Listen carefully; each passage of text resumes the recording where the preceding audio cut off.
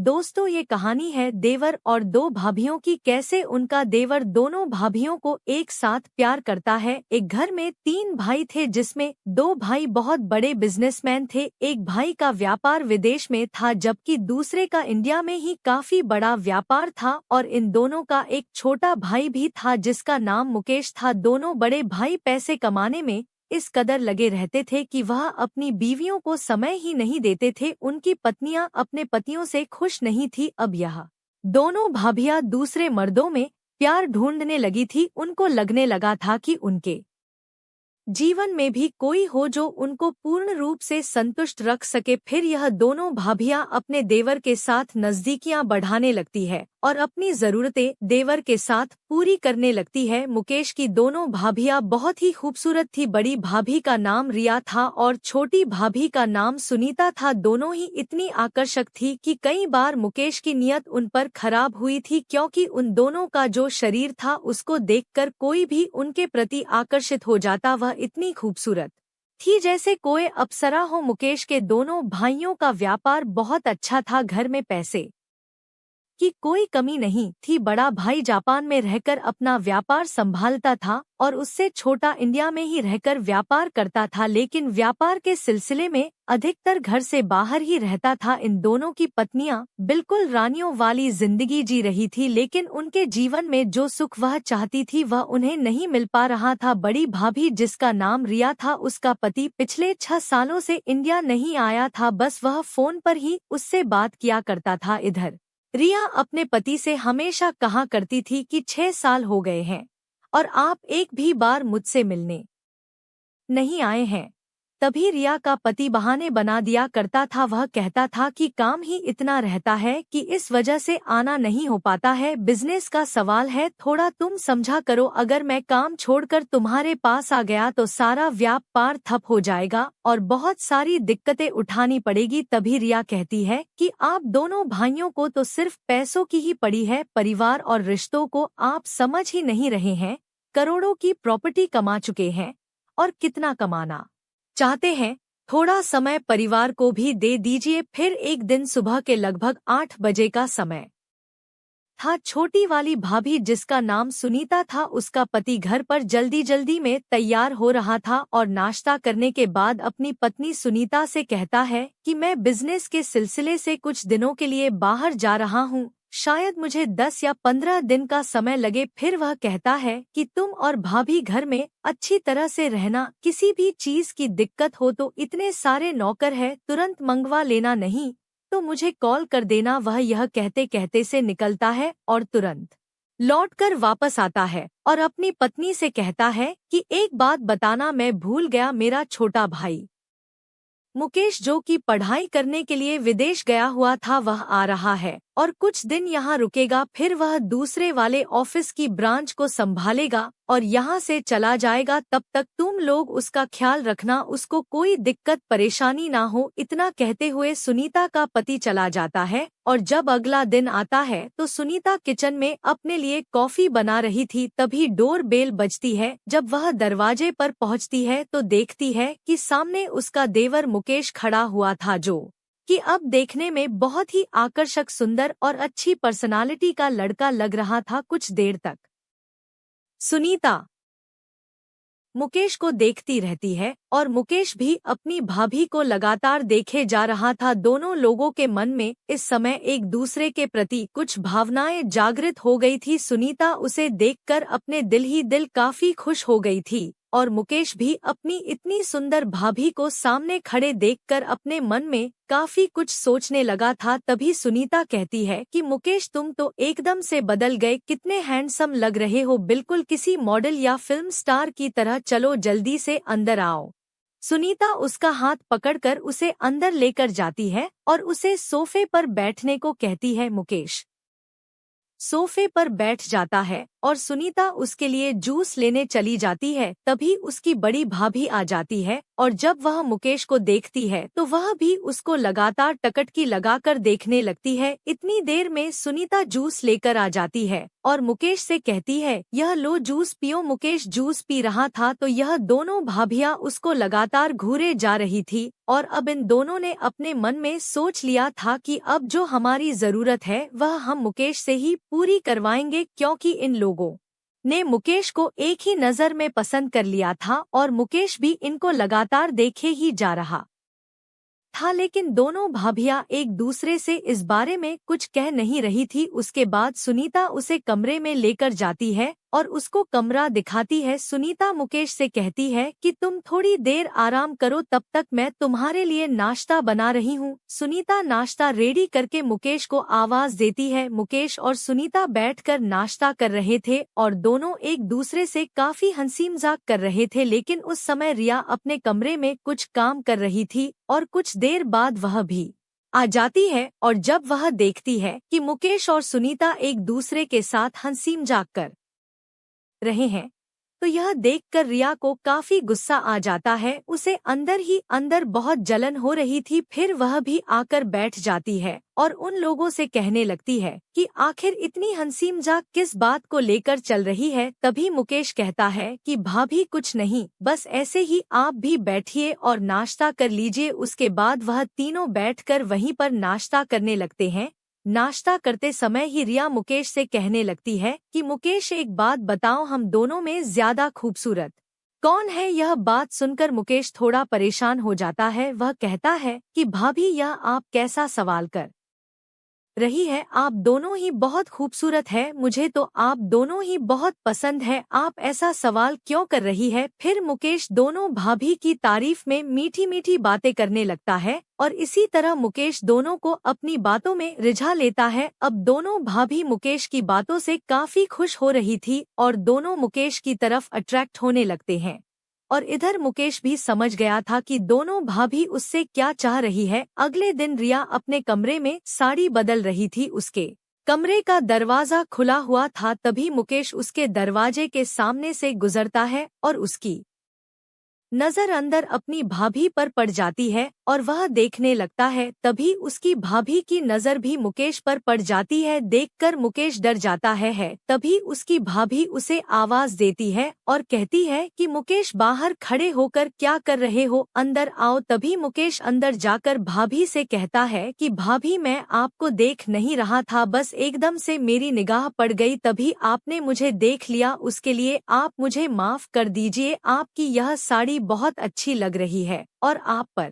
काफी सूट कर रही है, इसलिए मैं यह देखने लगा था। तभी रिया कहती है कोई बात नहीं, सच बताओ क्या यह साड़ी मुझ पर इतनी अच्छी लग रही है। तभी मुकेश कहता है कि भाभी सच में यह साड़ी आप पर बहुत जंच रही है और उस दिन मैं आपको यह नहीं बता पाया था क्योंकि दूसरी भाभी सामने थी, लेकिन आज मैं आपको बता रहा हूँ, आप छोटी भाभी से ज्यादा सुंदर मुझे लगती है। मैंने उस दिन यह बात नहीं कही क्योंकि हो सकता था वह भाभी बुरा मान जाती। अब यह दोनों लोग धीरे धीरे एक दूसरे के नजदीक आने लगे थे। फिर रिया जाकर कमरे की कुंडी लगा देती है और उसके बाद इन दोनों के बीच में संबंध बनने लगते हैं।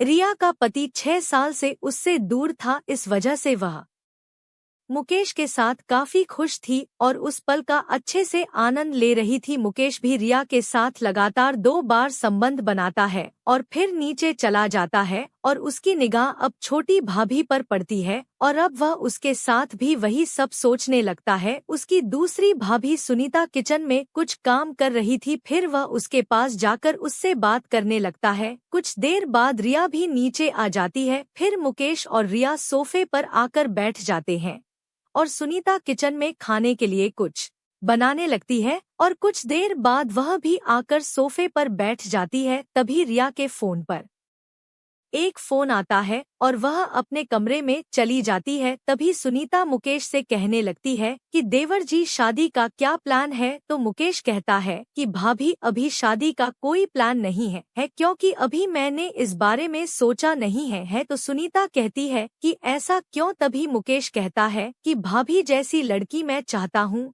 वैसी लड़की मुझे मिलती नहीं है। तभी सुनीता पूछती है कि आपको कैसी लड़की चाहिए। तभी मुकेश कहता है कि भाभी मुझे आपके जैसी लड़की चाहिए, अगर आपके जैसी लड़की मुझे मिल जाए तो मैं उससे शादी कर लूंगा। अब इस बात को सुनकर बहुत खुश हो जाती है और उसके मन में उमंग जागने लगती है। फिर वह धीरे धीरे मुकेश के नजदीक जाकर बैठने लगती है और फिर इन दोनों के बीच नजदीकियां इतनी बढ़ जाती है कि यह दोनों लोग वही उस हाल में सोफे पर ही संबंध स्थापित करने लगते हैं। मुकेश सुनीता से भी यही बात बोलता है कि भाभी उस दिन जब उन्होंने पूछा था तो मैंने दोनों को खूबसूरत बताया था, लेकिन मुझे आप ज्यादा पसंद है। उस दिन तो मैं ऐसे ही कह दिया था ताकि बड़ी भाभी बुरा ना माने, जबकि उनसे ज्यादा खूबसूरत तो आप है। मैं आपके जैसी ही लड़की चाह रहा था। इस तरह की बातें करके वह अपनी भाभी को और ज्यादा अपनी तरफ अट्रैक्ट कर रहा था। तभी सुनीता कहती है कि अब मैं तुम्हारी हूँ, तुम जब चाहो मेरे साथ कुछ भी कर सकते हो। इन दोनों के बीच लगभग 1 घंटे तक यही सब चलता है। अब रात का समय हो जाता है और यह सब लोग अपने अपने कमरे में सोने के लिए चले जाते हैं। सुनीता अपने कमरे में लेटे हुए मुकेश के ख्यालों में ही खोई हुई थी और वही सब सोच रही थी। इधर रिया भी अपने कमरे में लेटे हुए मुकेश और अपने बारे में ही सोच रही थी। इन दोनों की आंखों के सामने वही सब दृश्य बार बार घूम रहे थे और यह दोनों अपने आप को काफी आनंदित महसूस कर रही थी। तभी कुछ देर बाद सुनीता के फोन पर एक नोटिफिकेशन आता है जिसमें उसकी एक वीडियो दिखाई देती है। जैसे ही वह वीडियो को डाउनलोड करके देखती है तो उसके पैरों तले जमीन खिसक जाती है, उसका शरीर एकदम कांपने लगता है कि तभी उसके पति का फोन आ जाता है और वह उसे कहे कि सुनीता, बहुत दिन हो गए हैं, मैं घर पर आया नहीं हूँ, बस ऑफिस का काम निपटने वाला है और मैं आने ही वाला हूँ। इतनी बात होती है और फिर फोन कट जाता है। लेकिन उस वीडियो को देखने के बाद सुनीता की नींद उड़ चुकी थी। वह काफी देर तक कमरे में इधर से उधर घूम रही थी और उसको किसी भी प्रकार से चैन नहीं पड़ रहा था। फिर वह नीचे उतर कर आती है हॉल रूम में तो वह देखते हैं कि वहां उसकी जेठानी रिया पहले से ही सोफे पर बैठी हुई थी और वह भी काफी परेशान लग रही थी। रिया सुनीता को देखकर उसे कहने लगती है कि क्या हुआ सुनीता, क्या तुम्हें नींद नहीं आ रही है? इतनी रात को तुम यहाँ पर क्या कर रही हो? तभी सुनीता कहती है कि ऐसी कोई बात नहीं है, बस मुझे नींद नहीं आ रही थी इसलिए मैं यहाँ पर आकर बैठ गई। तभी रिया कहने लगती है कि तुम्हारा चेहरा बता रहा है कि कुछ तो बात है। तभी रिया सुनीता से कहती है कि क्या तुमने मुकेश के साथ कुछ किया तो नहीं है? यह बात सुनकर सुनीता चौंक जाती है और रिया से कहने लगती है कि दीदी, कहीं आपने भी उसके साथ कुछ किया तो नहीं? उसके बाद दोनों अपनी अपनी वीडियो दिखाती है और आपस में बात करने लगते हैं कि आखिर यह वीडियो किसने बनाया है और इस तरह का कार्य कौन हमारे साथ कर रहा है। दोनों भाभियां इसी बारे में बात कर रही थी कि तभी मुकेश वहां पर आ जाता है और कहता है कि क्या बात है, आज हमारे दोनों भाभियों को नींद क्यों नहीं आ रही है? आप दोनों एक साथ परेशान क्यों बैठी हुई है? दोनों भाभियां हैरानी वाली नजर से मुकेश को देखने लगती है। तभी मुकेश कहता है कि आप दोनों ज्यादा परेशान मत होइए, वह वीडियो मैंने ही बनाया है और मैंने ही आप दोनों को फोन पर भेजा है। उसके बाद दोनों भाभियों को बहुत गुस्सा आ जाता है और मुकेश से कहती है कि मुकेश, तुमने हम दोनों के साथ ऐसा क्यों किया? तुम्हें जो चाहिए था वह तो तुम्हें मिल ही रहा था, फिर तुमने ऐसा क्यों किया? तभी मुकेश कहता है कि जो आप मुझसे चाह रही थी वह आपको मिला है, लेकिन जो मुझे चाहिए था वह मुझे अब तक नहीं मिला है। तभी दोनों भाभियां कहती है कि तुम्हें क्या चाहिए? तो मुकेश कहता है कि अगर आप चाहती है कि यह वीडियो किसी के पास ना जाए और यह वीडियो में किसी को ना दिखाए तो आप दोनों एक साथ मेरे साथ संबंध स्थापित कीजिए। मेरा वीडियो बनाने का मकसद ही यही था, क्योंकि आप दोनों भाभियां मुझे बहुत पसंद है और मैं आप दोनों के साथ एक साथ संबंध स्थापित करना चाहता था। यह सुनकर दोनों चौंक जाती हैं और फिर मुकेश के कहे अनुसार उसके साथ कमरे में चली जाती हैं। फिर यह लोग पूरी रात एक साथ गुजारते हैं और उसके बाद यही सिलसिला इन लोगों के बीच लगातार शुरू हो गया था। लेकिन कुछ दिनों के बाद मुकेश अपनी भाभियों से कहता है कि मेरे 2 दोस्त भी घर पर आ रहे हैं और आपको उनके साथ भी वही सब करना है जो आप मेरे साथ करती हैं। यह सुनकर दोनों भाभियां काफी गुस्से में आ जाती हैं और मुकेश को मौत के घाट उतार देती है। उसके बाद सेशन कोर्ट में उनके ऊपर मुकदमा चलाया जाता है और फिर उस वीडियो के द्वारा उन दोनों लोगों का राज खुलता है। इस कहानी से हमें यह सीख मिलती है कि पारिवारिक रिश्तों में ज्यादा दूरियां भी अच्छी नहीं रहती हैं। अपने परिवार को समय देना भी जरूरी होता है। यदि इन दोनों के प्रति अपनी पत्नियों को समय दे रहे होते तो हो सकता था वह कभी भी इस तरह का कदम नहीं उठाती और मुकेश भी आज जीवित होता। मुकेश को भी अपनी भाभियों के साथ इस तरह का रिलेशनशिप नहीं बनाना चाहिए था, क्योंकि रिश्ते में भाभी माँ के समान होती है। लेकिन दोनों तरफ से गलती थी, दोनों ही लोग एक दूसरे के नजदीक आए थे। इसमें कमी सिर्फ उनके पतियों की थी, जो कि अपनी पत्नियों से इतना दूरी बनाकर रखते थे। दोस्तों, इस कहानी को सुनाने का उद्देश्य किसी के मन को ठेस पहुंचाना नहीं है, किसी की भावनाओं को ठेस पहुंचाना नहीं है, किसी भी प्रकार की अनैतिकता या अश्लीलता को बढ़ावा देना नहीं है। इस कहानी का उद्देश्य एक शैक्षिक जानकारी देकर, एक शैक्षिक संदेश देकर समाज को जागरूक करना है। इस कहानी का उद्देश्य समाज में हो रहे मुद्दों के प्रति जागरूकता लाना है। तो प्यारे दोस्तों, यह थी हमारी आज की शानदार और रोमांचक कहानी। आपको यह कहानी कैसी लगी हमें कमेंट करके जरूर बताएं। आपकी राय हमारे लिए बहुत कीमती है। अगर कहानी पसंद आई हो तो लाइक जरूर करें, इसे अपने दोस्तों के साथ शेयर करें और हमारे चैनल को सब्सक्राइब करना ना भूलें, ताकि आप आने वाली मजेदार कहानियों को मिस ना करें। तो चलिए मिलते हैं अगले वीडियो में एक नई दिलचस्प कहानी के साथ। धन्यवाद। सावधान रहे, सतर्क रहे।